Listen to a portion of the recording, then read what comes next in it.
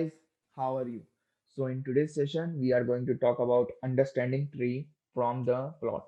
So basically, we are going to discuss about the decision trees, and we are going to understand the trees and understand the trees basically from their plots. Like when we make the model of decision tree, and at that time in the backend the tree is make to give the prediction for the input when we give it to that model. So the tree which is made at the back end of that model for that particular data set, we trying to visualize that graph, or you can say that tree which is making at the back end, and understand that. So let's start with the today's session, understanding tree from the plot. So for understanding this, the tree, here we are going to take the iris dataset. We are going to talk about the iris dataset. This is the iris setosa, iris versicolor, and iris virginica flowers, and we are going to take the dataset of this. Here we have three classes of iris, namely setosa, versicolor, and virginica.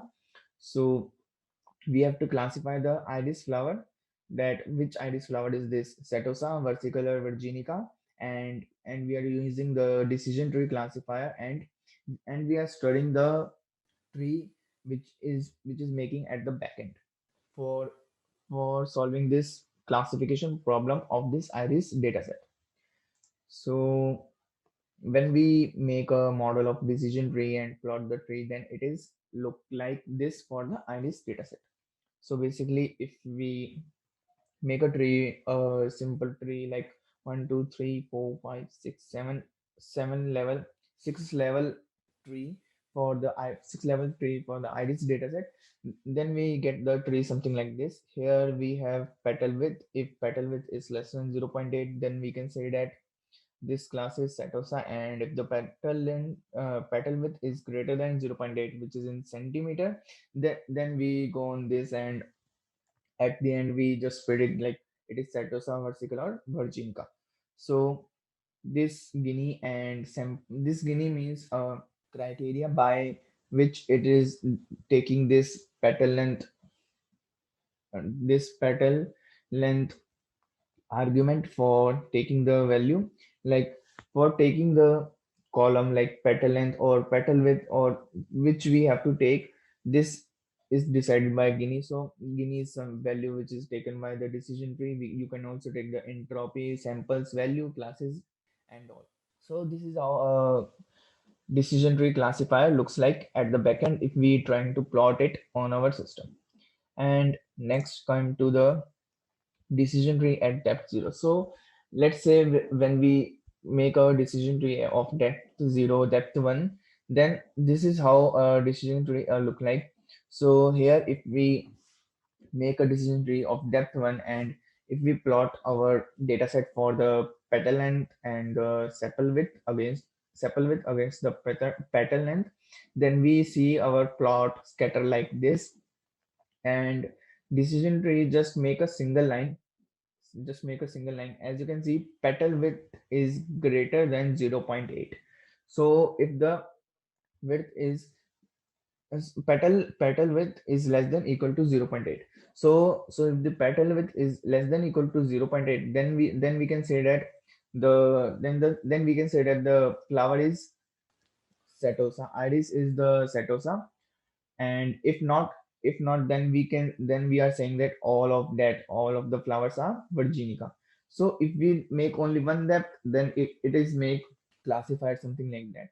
And this classifier doesn't classify all the three classes. And to classify all the classes, we just increase the depth, and we go on to the next level, which is depth at 1. And again we add some more criteria. Petal width is less than 0.8, and then we again petal width is less than 0.7.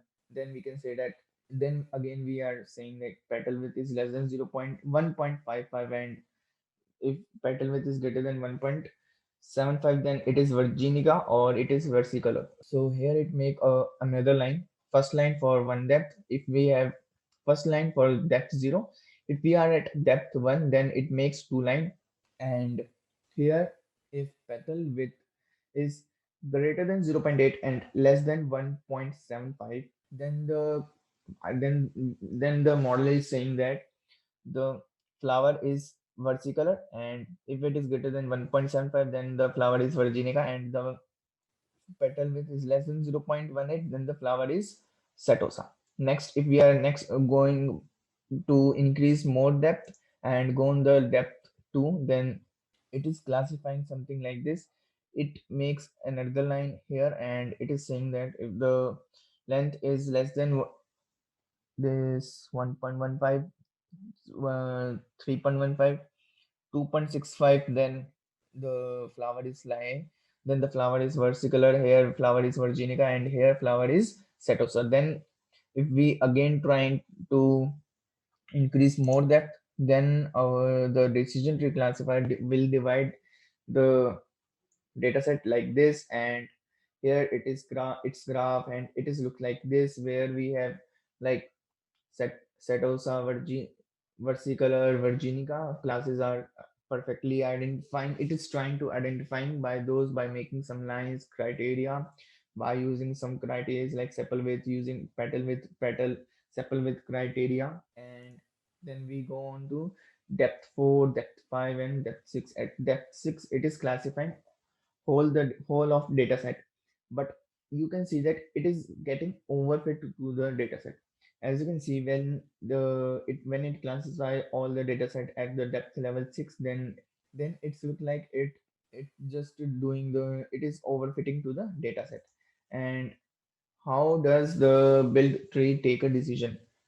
So before that, I want to say that decision tree is really very very greedy, and it's get overfit very easily. If you just increase the depth, then it get overfit to the data very easily, and that overfitting is not good for our model.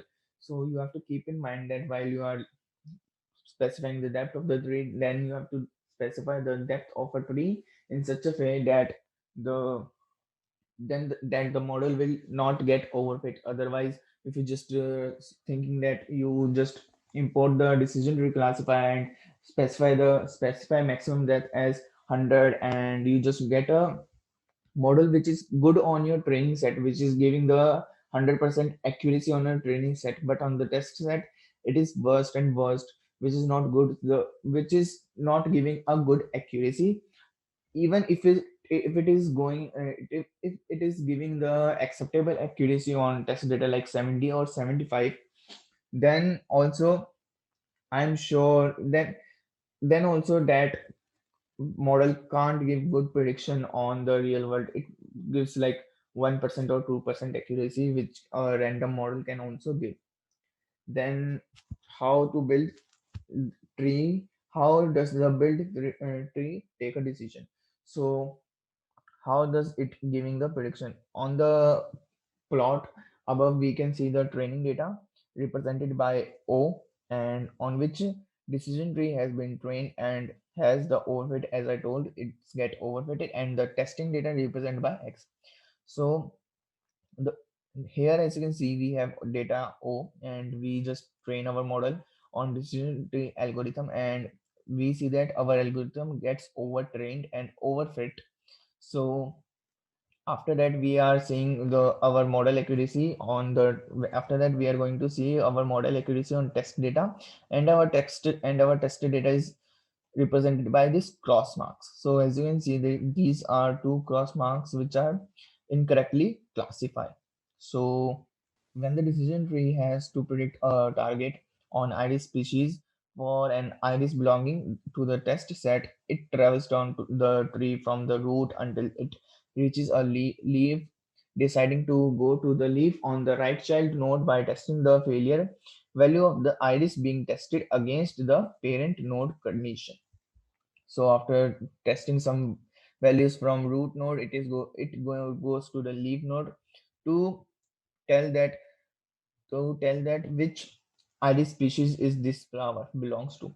For example, at root node, if the tested iris petal width is less than 0.8 centimeter, it goes to the left node, which is the leaf, and classify the iris as a setosa iris.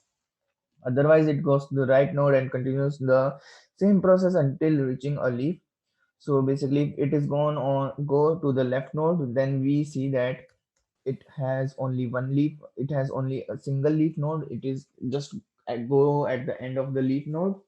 So it is correctly at that time if the petal width is less than 0.8. But if the petal width is greater than 0.8, then it is goes on to the further condition. And when it goes to the leaf node like this and this, then uh, it will tell which iris species is this. So as we seen, two versicolor has been misclassified. As we have seen, two versicolor has been misclassified for the Virginica. So as you can see, two versicolor has been misclassified on the test data.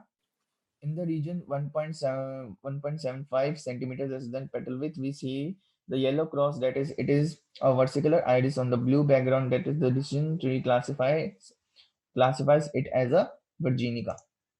Next, in the region 1.55 centimeter less than petal width, less than 1.